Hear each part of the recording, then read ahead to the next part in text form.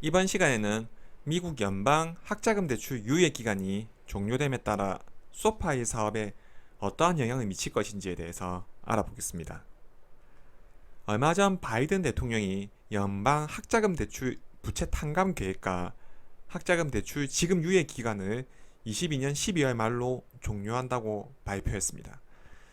이는 소파의 대출 사업에 굉장히 긍정적인 신호이며 장기 성장 동력의 큰 촉매제가 될 것이라고 생각을 합니다.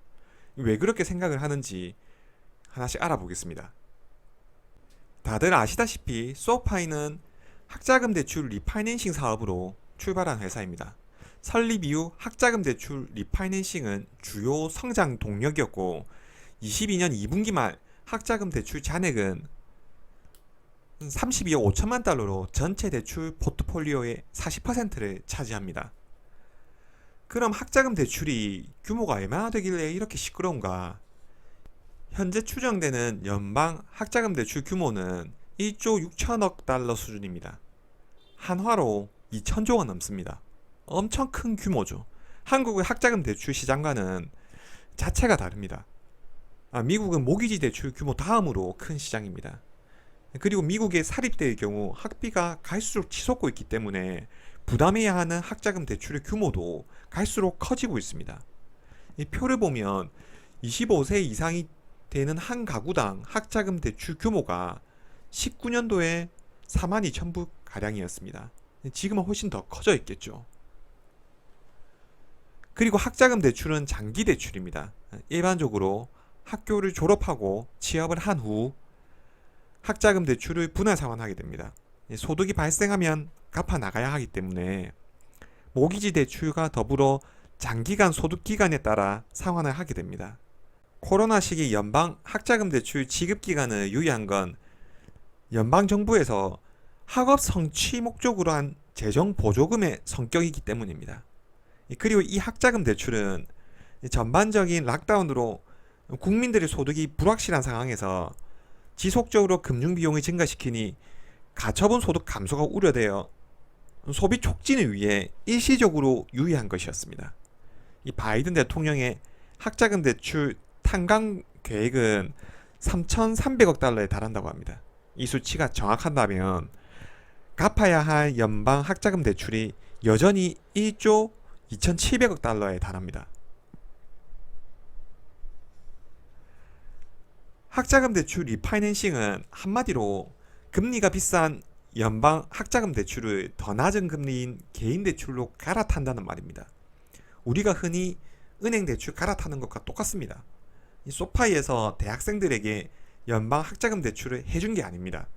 연방 학자금 대출은 학교 다닐 때 연방 정부의 재정 보조금으로 지원을 한 거고 졸업하면 이자와 원금을 상환해야 되니 소파이가 낮은 금리로 대출을 해줘서 소파의 주 고객으로 만들겠다는 전략이었죠. 이게 소파의 주특기였는데 코로나 기간 학자금 대출이 지급 유예가 되니 대출을 갈아탈 이유도 없어진 겁니다. 이 소파에게는 굉장한 악재였죠.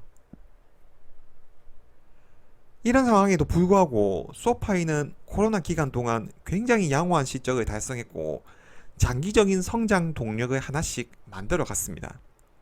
다양한 금융 상품을 제공해서 회원 수를 폭발적으로 증가시켰고 금융 플랫폼 갈릴레오 인수를 통해 제품 개발 비용을 축소시켰습니다. 소파의 매출은 2020년 2분기 1억 3천만 달러 수준에서 22년 2분기 3억 5,600만 달러로 크게 증가했고 이는 핵심 사업 분야였던 학자금 대출 사업이 50% 미만으로 운영되는 동안 이루어졌습니다. 뱅크 차터 취득도 완료된 상황이고 2분기 실적에는 학자금 대출뿐만 아니라 기존 금융상품 가입 고객에 대한 개인 대출 수요 확대도 확인이 되었습니다. 내년부터 학자금 대출 유예 기간이 종료가 되었으니 학자금 대출 리파이낸싱에 엄청난 수요가 몰릴 겁니다. 예상되는 탕감액을 제외하고도 1조 2,700억 달러 규모의 리파이낸싱 시장에 적극적으로 진입할 겁니다.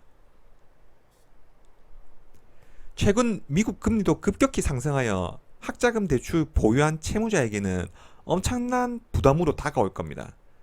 일반적으로 미국의 경우 학벌에 따라 소득 수준 차이가 나는 경우가 많습니다. 오히려 한국보다 더 심한 곳이 미국입니다. 일자리도 많고 직업에 따라 소득의 구간값도 격차가 크다 보니 학벌에 따라 일정한 구간값이 나오게 됩니다. 이 소파이는 스탠퍼드 학생들에게 학자금 대출을 리파이낸싱 해주면서 시작한 회사입니다. 이 대성불은 나무를 떡잎부터 알아보고 고금리의 연방 학자금 대출을 낮은 금리로 갈아타는 재융자 사업을 해보자는 거였죠. 그 이후 하버드대, 매사추세츠 공대, 펜실베니아 주립대 등 명문대 중심으로 사업을 확대했었고요. 이 말은 명문대 중심으로 연방 학자금 대출보다 낮은 금리로 고객을 유치해서 주거래 고객으로 만들면 부실률이 낮을 뿐만 아니라 소득 수준이 높기 때문에 이후 모기지 대출이라든지 추가적인 거래를 위한 기반 고객 확보에 큰 역할을 할 수 있다는 게 회사의 전략이었습니다. 소파의 핵심 고객층은 디지털에 익숙하고 앞으로 소득 증가가 예상되는 젊은 회원층입니다. 최근 폭발적으로 증가한 소파의 회원들 다수는 연방 학자금 대출을 보유하고 있을 가능성이 높습니다. 이런 고객들에게 이제 소파의 가장 큰 강점이었던 학자금 대출을 리파이낸싱 할 수 있는 기회가 생긴 거죠. 그리고 경기 침체가 오더라도 집은 안 사거나 소비는 줄일 수 있습니다. 하지만 학업은 정해진 타임라인 안에서 필수적으로 거쳐야 하는 과정입니다. 형편이 힘들어서 주택 구입은 미루더라도 학자금 대출은 꼭 받아야 된다는 거죠. 그 정도로 경기 변동 대비 비탄력적인 게 학자금 대출의 수요입니다. 2020년 1분기 학자금 대출은 대출 부분 사업의 63%를 차지했습니다. 이후 2년 동안 학자금 대출 발생은 대출 부문 수익 구성의 63%에서 2022년 2분기 12% 수준으로 급격히 감소했습니다. 지급 유예 기간이 언제 끝날지 모르는 불확실성으로 인해 학자금 대출 보유자들은 대출을 갈아탈 이유가 없었습니다. 이 소파의 학자금 대출은 최근 4분기에 4억 달러 미만으로 감소했죠. 하지만 지속적인 회원수 증가와 교차 판매의 증가로 개인 대출은 폭발적으로 증가했습니다. 거의 25억 달러에 달하는 개인 대출은 전년 동기 대비 91% 증가했습니다. 개인 대출 발생이 증가하는 속도로 학자금 대출이 2020년 1분기 수준으로 회복된다면 소파이는 23년에 200억 달러 이상의 대출을 발생시킬 수 있을 것입니다. 코로나 이전 소파이의 1인당 평균 학자금 대출 규모는 7만 달러 수준이었습니다. 분기별로 20억 달러 이상을 리파이낸스 했죠. 소파이가 뱅크 차터를 가지고 있기 때문에 대출을 위해 과거 은행에서 돈을 빌리는 대신에 이제는 고객 예금을 활용해서 대출을 할 수 있습니다. 신용 창출에 대한 효과를 얻을 수 있게 된 거죠. 이는 예대 마진의 차이로 인해 소파이에게 더 큰 스프레드를 생성할 것입니다. 그리고 소파이는 벌써부터 적극적인 마케팅에 돌입했습니다. 이건 예전부터 나의 주특기였다고 외치고 있는 것처럼요. 이번 영상 시청해주셔서 감사합니다.